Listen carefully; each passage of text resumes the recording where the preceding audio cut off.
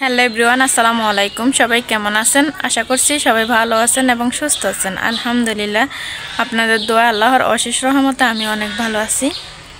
প্রতিদিনের মতো আজকে আর একটা ভিডিও শুরু করলাম আপনাদের মাঝে। তো আজকের ব্লগটা আমি স্টার্ট করলাম ছাদ থেকেই। তো আজকে চলে আসছে আপনাদের সামনে আবার কিছু কথা বলার জন্য। আজকে কী নিয়ে কথা বলবো আপনারা কিন্তু ফাইনালি হয়তো বা বুঝে গেছেন যে কী নিয়ে কথা বলবো। তো আপনারা যদি আমার কথাগুলো শুনতে চান তাহলে ধৈর্য সহকারে আমার পুরো ভিডিওটা দেখতে হবে, তাহলে আপনারা বুঝতে পারবেন যে আমি কি বলবো। আজকে শারমিনকে নিয়ে কিছু কথা বলবো। কেন এবার বলবো? শারমিনকে তার সংসার করতে চায় না। শারমিনের মন মানসিকতা দেখে বোঝা যাইতেছে শারমিনা হয়তোবা সংসার করতে চায় না, আর বেশি দিন কি তাদের এই সংসারটা টিকবে না। তো আপনারা আমার সম্পূর্ণ ভিডিওটা দেখতে থাকেন। আর এদিক দিয়ে আমার ছাদের যে বাগানটা,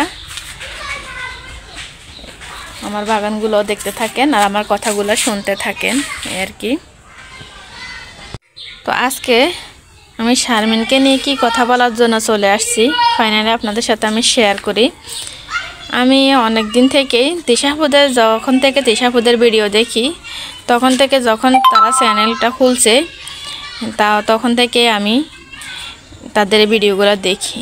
তো শারমিনের আগে যেহেতু একটা দুর্ঘটনা ঘটছে, আমরা কিন্তু কেউ এতটা বেশি জানি না, যেহেতু শারমিনে কিন্তু ওপেনলি অতটা করে কথা বলে নাই। যাই হোক, যেভাবে সংসার ভেঙে গেছে কিন্তু একটা জিনিস কি, যেভাবেই হোক শারমিনকে রাজে বিয়ে করছে, তাদের ফ্যামিলিগতভাবে হোক অথবা পছন্দ করেই হোক, যেভাবেই হোক। তো সবসময় শারমিনের বিয়ের আগেই শারমিনের মা, শারমিনের শাশুড়ি শারমিনের বাপের বাড়িতে আসা যাওয়া করতো বিয়ের আগ থেকেই। তো আপনারা কিন্তু রাজের মাকে কম বেশি সবাই চেনেন। রাজার মা কিন্তু একজন ভালো মানুষ, রাজার বাপও কিন্তু একজন ভালো মানুষ। তবে রাজকে আমার দেখে যখন শারমিনকে বিয়ে করছে, যখন থেকে আমি শারমিনের ব্লগে ভিডিওটা দেখতে পাই, রাজকে দেখতে পাই, তখন থেকে আমার কাছে এতটা রাজকে ভালো লাগে নাই। আমার কাছে কেন জানি মনে হয়েছিল যে রাজ এতটা সুবিধার লোক না, অথবা সংসারটা কোনোদিন হয়তো কোনো একদিন টিকবে না সংসারটা, এমন মনে হয়েছে। যাই হোক, হয়তো মানুষ তো আর মানুষকে দেখে কিন্তু বুঝতে পারে না যে মানুষ কেমন। মানুষের সাথে চলাফেরা যখন করে তখনই মানুষ কিন্তু বুঝতে পারে যে মানুষ কেমন। হ্যাঁ, তো আমরা সবসময় দোয়া করছি যে শারমিনের যেন সংসারটা আগে যাই হয়েছে যেন সংসারটা সুন্দরভাবে করতে পারে। সংসারটা আমরা সবাই দোয়া করছি, কিন্তু বিয়ে 4-5 মাস না যেতে তাদের সংসারে একটা অশান্তি লেগে গেছে। হ্যাঁ, এখন শারমিন রাজার কিন্তু কিছুটা ধারণ কারণে আমার কাছে অতটা ভালো লাগে নাই। তো আমার কাছে একটা জিনিসে খারাপ লাগছে, যখন শারমিনে এই বাসাটায় উঠছিল, নতুন বাসা বিয়ের দিন যে বাসাটা উঠছিল, তখন কিন্তু শারমিনে এটা আলাদাভাবে বাসাটা নিয়ে তো এখানে উঠছিল। হ্যাঁ, তার হাজব্যান্ডকে নিয়ে, আর তার শ্বশুর শাশুড়ি অন্য জায়গায় থাকতো, আলাদা করে খেত, অথবা আসলে এমনিতেই খেত, কিন্তু ওই জায়গায় আলাদা করে ভাগ করা হতো। কিন্তু আমার কাছে এই জিনিসটা একদমই ভালো লাগে নাই। আমার কাছে মনে হইতেছে যখন বিয়েটা হয়েছে তখন মনে হয় একটা শর্ত দিয়ে বিয়েটা হয়েছে। হ্যাঁ, যে শ্বশুর শাশুড়ির সাথে ও থাকবে না, ও আলাদা করেই থাকবে। শোনেন, শারমিনের যেহেতু নতুন বিয়ে হয়েছে, ওরা শ্বশুর শাশুড়ি দুইজন, পৃথক হলে কি শ্বশুর শাশুড়িকে খাওয়াইতে হতো না? আমরা জানি না। আমাদের নোয়াখালীতেই আমরা একটা জিনিসে দেখছিলাম, যত কিছুই হোক না কেন শ্বশুর শাশুড়িকে খাওয়ানো লাগে। যতভাবে আছে শ্বশুর শাশুড়ির হাতে সংসার আছে ততদিন তারা চালাবে। যখন আলাদা হয়ে যাবে তখন কিন্তু যারা ছেলেরা যারা আছে তারা কিন্তু ভাগ করে খাওয়ায়। কিন্তু আমি তাদের ক্ষেত্রে উল্টাটা দেখলাম, যে শারমিনের শাশুড়ি আলাদাভাবে রান্না করে খাইতেছে আর শারমিনে আলাদাভাবে রান্না করে খাইতেছে। আমার কাছে কিন্তু মোটো এই জিনিসটা একদমই ভালো লাগে নাই। হ্যাঁ, তারপরে এখন যখন সমস্যা হওয়ার পরে আমি যখন শারমিনের এই ভিডিওটা দেখতে পেলাম, যেদিন রাজ শারমিনকে নিতে আসছিল, ওই দিনকে আমি যখন তাদের ভিডিওটা দেখলাম শারমিনের বড় ভাইয়ের ভিডিও থেকে, তখন আমি পুরো ভিডিওটা তারা কি বলছে আমি তো আর শুনি নাই।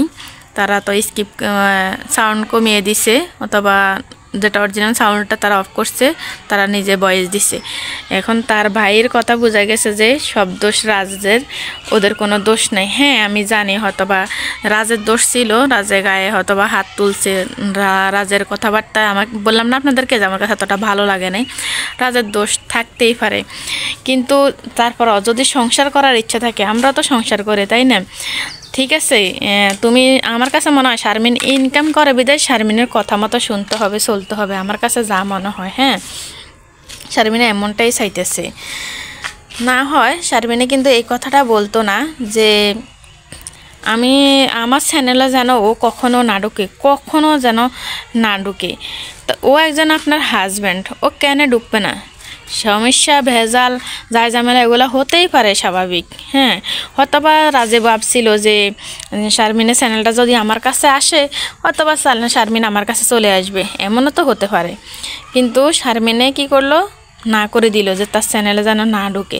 তো এটা কেমন ধরনের সম্পর্ক আমার বলেন? শারমিনে মানে সংসার করতে চায় না আমার কাছে মনে হয়। আমার কাছে মনে হচ্ছে যে শারমিনে মনে হয় টাকা আছে, শারমিনের কথা মতো সবাই শুনতে হবে, না হলে সংসার আর টিকবে না। হ্যাঁ যাই হোক, এখন গেছে যেভাবে রাজে সব শর্ত মেনে তারপরে তাদের বাড়িতে নিয়ে গেছে। এখন আমি একটা জিনিস দেখলাম, রাজা হয়তোবা দেখলো যে তার বাপের বাড়ির পাশে বাপেরদের বাসা, ভাইদের বাসার পাশে থাকলে হয়তো একটা ভেজাল হলে হয়তোবা শারমিন চলে যাবে, অথবা তারা জানবে শুনবে, হয়তোবা খারাপ লাগবে। হ্যাঁ যার কারণে হচ্ছে তারা করলো, বাসাটা চেঞ্জ করে ফেললো, নারায়ণগঞ্জে চলে গেছে। তো যে বাসাটা উঠছে আমার কাছে ওই বাসাটা অনেক বেশি ভালো লাগছে। হ্যাঁ ভালোই লাগছিল বাসাটা, কিন্তু চিন্তা করেন আপনি, থাকলে কি থাকতে পারতো না? একটা মাস সে থাকে নাই। এ রাজের মা অনেক কষ্ট করে, মা বাবা রাজ সহকার এই বাসাটার অনেক সুন্দর করে গুছিয়ে নিয়েছিল। আমার কাছে অনেক বেশি ভালো লাগছে বাসাটা, অনেক বেশি ভালো লাগছিল।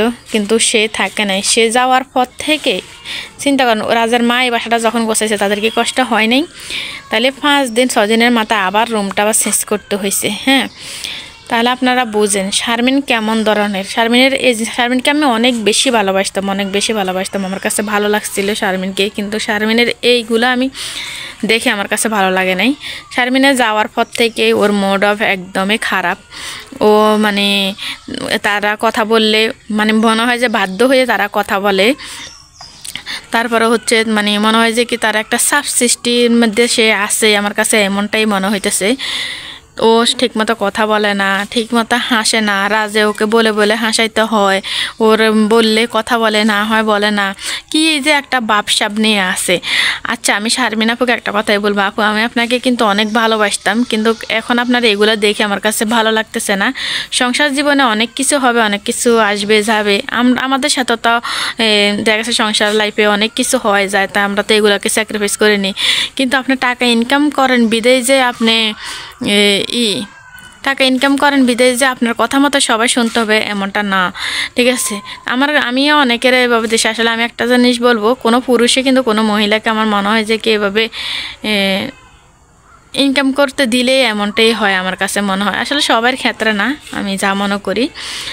কিন্তু এখন শারমিনে আমি যে ওই বাসা যাওয়ার, নারায়ণগঞ্জ যাওয়ার পর থেকে আমি দেখতেছি শারমিনে মন খারাপ থাকে অল টাইম। শারমিনের শাশুড়ি কাজকাম করে, সবগুলো কাজকাম শারমিনের শাশুড়ি করে, রান্না বান্না থেকে A to Z সব। শারমিনে কি অসুস্থর মতো করে ভাব ধরে ধরে মন খারাপ করে বসে থাকে, মনে হয় যে ও বাচ্চা, ঠিক আছে?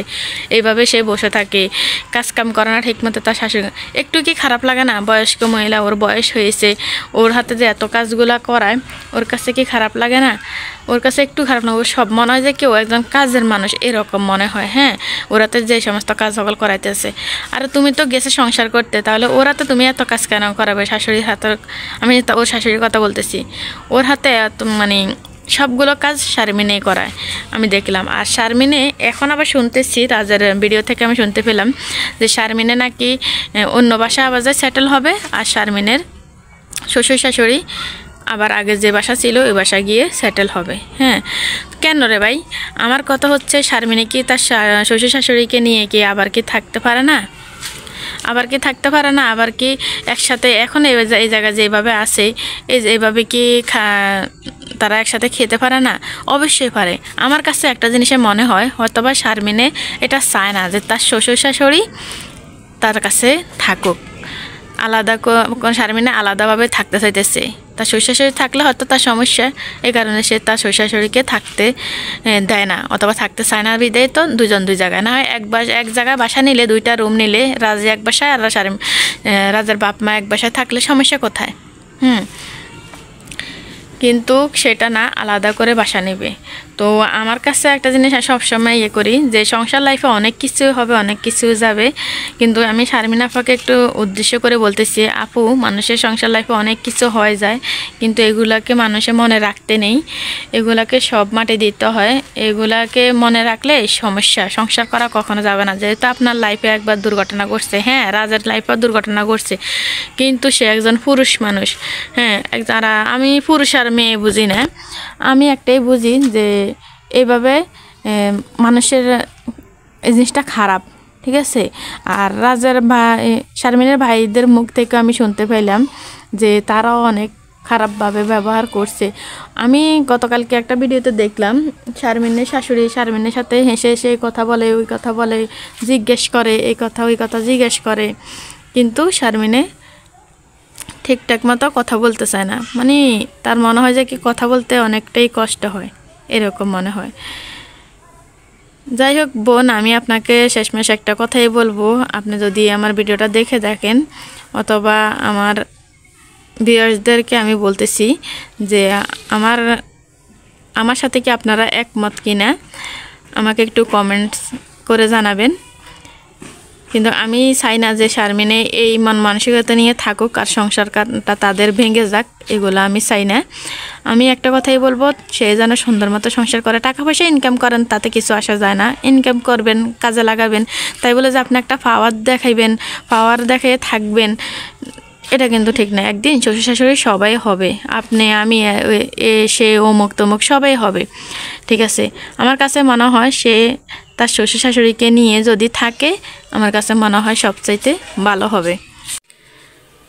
তো আমি আজকে যে কথাগুলো আপনাদের সাথে শেয়ার করলাম, আমি হয়তো মানে আমার কাছে দেখে খারাপ লাগলো, অথবা আমি চাই না যে তাদের সংসারটা ভেঙে যাক, এই কারণে আমি আজকে কথাগুলো বলতে বাধ্য হলাম।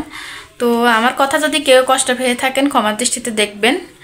আর যদি আমার ভিডিওটা ভালো লাগে থাকে, সাবস্ক্রাইব করে আমার পাশে থাকবেন, যেন তার সাথে সাথে নোটিফিকেশন চলে যায় আর আপনারা নিত্য নতুন যেন ভিডিও দেখতে পান। হ্যাঁ, আর যদি ভালো লাগে থাকে একটা লাইক দিয়ে দিবেন। তো সবাই ভালো থাকবেন, সুস্থ থাকবেন।